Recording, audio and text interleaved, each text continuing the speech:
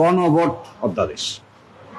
আপনারা দেখবেন যে গণভোট অধ্যাদেশকে ইনফ্রাকচুয়াস হিসেবে ল্যাপস করার প্রস্তাব করা হয়েছে, অর্থাৎ গণভোট অধ্যাদেশের আর কোনো কার্যকারিতা নাই, সেই জন্য এটি অটোমেটিক বাতিল হয়ে যাবে মর্মে গতকালকে মতামত প্রকাশ করা হয়েছে।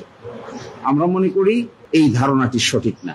গণভোট অধ্যাদেশের সঙ্গে জুলাই সনদ বাস্তবায়ন আদেশের ধারা 6 এবং বাংলাদেশের নির্বাচন কমিশন কর্তৃক ঘোষিত নির্বাচনের তফসিল ওতপ্রোতভাবে জড়িত এবং নির্বাচনের তফসিল তার সাথে জুলাই সনদ বাস্তবায়ন আদেশের ধারা 6 এবং গণভোট অধ্যাদেশের শিডিউলে উল্লেখিত 30টি ঐকমত্যের বিষয়, এইগুলো এতভাবে ইন্টারলিঙ্কড, একটাকে যদি আরেকটা থেকে আলাদা করা হয় তাহলে আরেকটা অটোমেটিক মৃত্যুবরণ করবে।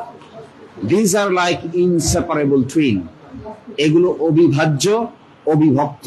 এই 3টি আইন, বিশেষ করে 2টি আইন, গণভোট অধ্যাদেশ, তার সঙ্গে আছে জুলাই সনদ বাস্তবায়ন আদেশ এবং একই সাথে আছে গণভোট অধ্যাদেশের শিডিউল এবং হাইকোর্টে যে রিট পিটিশনটি পেন্ডিং আছে তার রুল, একই সাথে নির্বাচন কমিশন কর্তৃক ঘোষিত নির্বাচনের তফসিল, এগুলো ইনসেপারেবল, এন্টেঙ্গেলড, একটা থেকে আরেকটাকে সরিয়ে মৃত্যুবরণ করানোর কোনো সুযোগ আছে বলে আমরা মনে করি না।